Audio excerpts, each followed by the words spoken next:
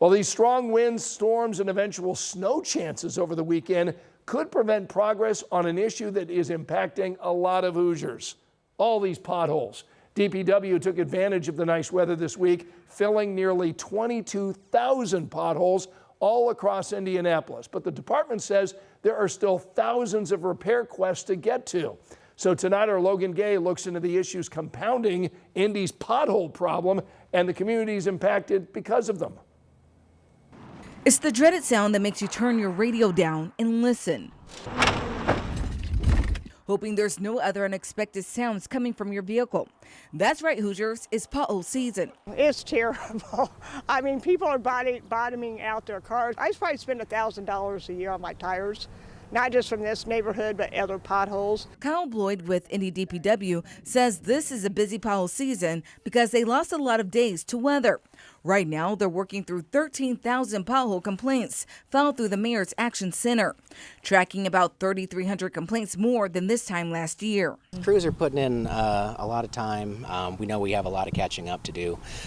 In general, we try to get these pothole complaints closed out in about 2 weeks, but there's a big backlog from this winter, and we especially got to pay attention to the city's thoroughfares. You know, we're dealing with higher speeds, high volume of complaints, and high traffic counts as well.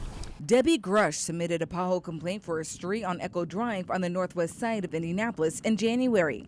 She and her neighbors say they're desperate for someone to fix these large craters covering their streets. It's really hard to drive down the street, at least just to get to our houses. She says so far they haven't heard back.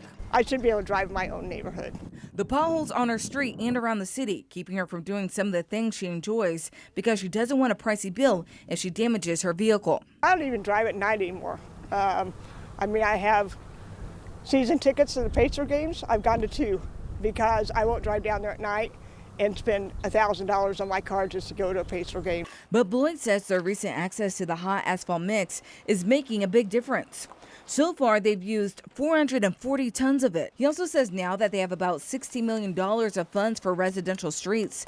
That should help a lot of communities that may have been neglected for years. Now we have this consistent funding source. We're going to see consistent work in a lot of these Indy neighborhoods that have been neglected for far too long. At this point, Grush says she's not sure if there's enough mix that can fix this. She says they would rather the city start from scratch. We just want to get it re-asphalted and make it really nice. But she says time will tell. In Indianapolis, Logan Gay, 13 News. And you can report potholes to the Mayor's Action Center online, by phone, or in person. The center is open Thursdays between 8 a.m. and 2 p.m. or 3 p.m. to 5 p.m.